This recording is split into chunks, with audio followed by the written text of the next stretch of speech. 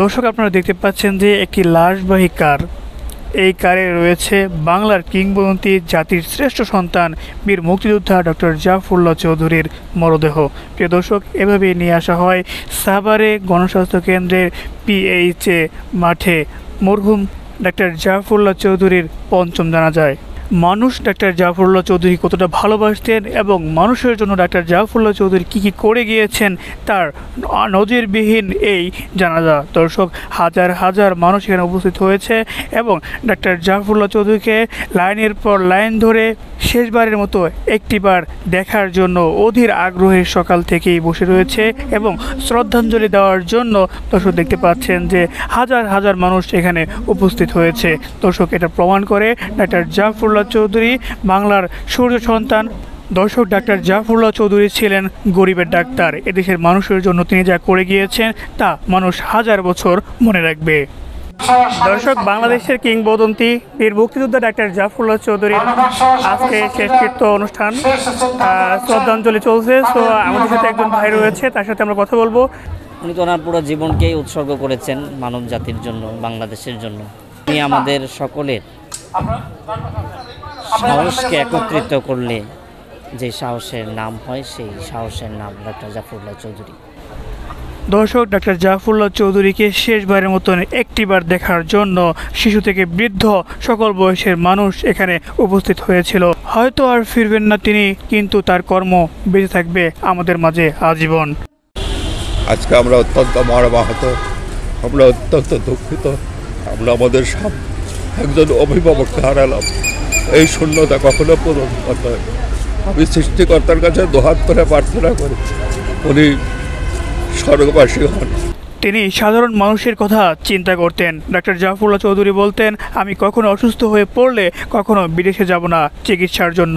আমার সাধারণ মানুষ যে সুযোগ সুবিধা পাবে না, আমি সেই সুযোগ সুবিধা কখনো গ্রহণ করব না।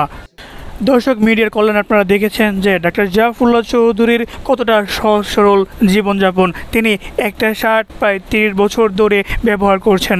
দর্শক, তার প্যান্ট ছিল সেরা, সে সেখানে সেলাই করে সেটাকে ব্যবহার করেছেন। দর্শক, তিনি যদি চাইতেন যে লাক্সারিয়াস জীবনযাপন করবেন তাহলে কিন্তু সেটাও কিন্তু সম্ভব ছিল। দর্শক, মানুষের কল্যাণে সে যা করে গিয়েছে তা অনুকরণীয় এবং অনুসরণীয়। দেশে যে প্রাইমারি হেলথ কেয়ার ধারণা, এটা তার কাছ থেকে আসে এবং যেটা আলমাটা ডিক্লারেশনে আমরা জানি যে তার এটা স্বীকৃতি পেয়েছে। জীবনে চলার পথে ন্যায় ও নিষ্ঠার সাথে তার জীবনের সর্বোচ্চটা দিয়েই সকল বাধাকে পেছনে ফেলে মানুষের কল্যাণে কাজ করে গেছেন বীর মুক্তিযোদ্ধা ডাক্তার জাফরুল্লাহ চৌধুরী। মুক্তিযুদ্ধের পর স্বাস্থ্যখাতে 50 বছরের বেশি সময় ধরে অবদান রেখেছে তার স্বপ্নের প্রতিষ্ঠান গণস্বাস্থ্য কেন্দ্র। হয়তো এ কারণেই শেষ বিদায়ে এত হাজার হাজার মানুষ সেখানে উপস্থিত হয়েছে। তার কাছে আমরা শুধু জাতীয়তাবাদ শিখিনি, আন্তর্জাতিকবাদও শিখেছি। মানে পৃথিবীর সমস্ত মানুষকেই ভালোবাসতে হবে, এটাই তার মূল কথা ছিল, এটাই তার মূল উদ্দেশ্য ছিল, এটাই তার কর্মকাণ্ড ছিল। দর্শক, গণস্বাস্থ্য কেন্দ্রের প্রাণপুরুষ ডাক্তার জাফরুল্লাহ চৌধুরীর কবরে এক মুঠো মাটি দেওয়ার জন্য এভাবেই হুমড়ি খেয়ে পড়ে আপামর জনতা। মুরগি যেমন তার ছানাদেরকে আগলে রাখে অন্যান্য শত্রুর হাত থেকে, তেমনি ডাক্তার জাফরুল্লাহ চৌধুরী ছিলেন গণস্বাস্থ্য কেন্দ্রের একমাত্র অভিভাবক। এই জন্য ভাই আমি আসলে অরিজিনারিভাবে বলতে চাই, ওনার সমাজসেবা কার্যকলাপগুলো, শিক্ষা প্রতিষ্ঠান, স্বাস্থ্যসেবা, যেগুলো আসলে দেশের মানুষের জন্য একান্ত প্রয়োজন।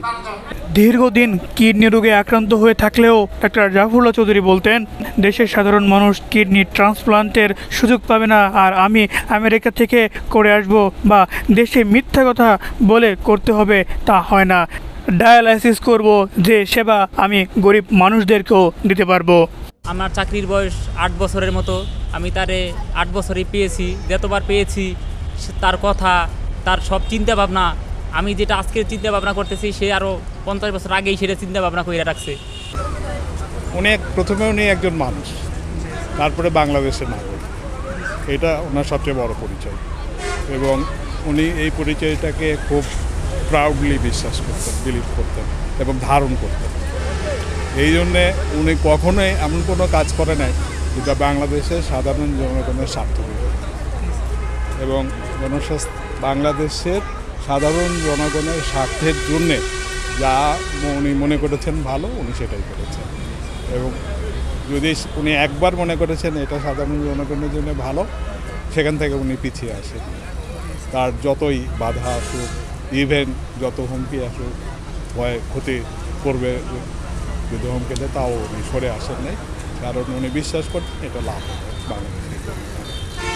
এবং এই আলোকেই ওনার এই দীর্ঘ কর্মজীবনে উনি যে কাজগুলো করেছেন স্বাস্থ্যের ক্ষেত্রে, শিক্ষার ক্ষেত্রে, সামাজিক পরিবর্তনের ক্ষেত্রে, হ্যাঁ, এইটার পিছনেই ওনার এই মানে জাতীয়তাবাদ যে এইটাই মূল শক্তি হিসেবে কাজ করেছে।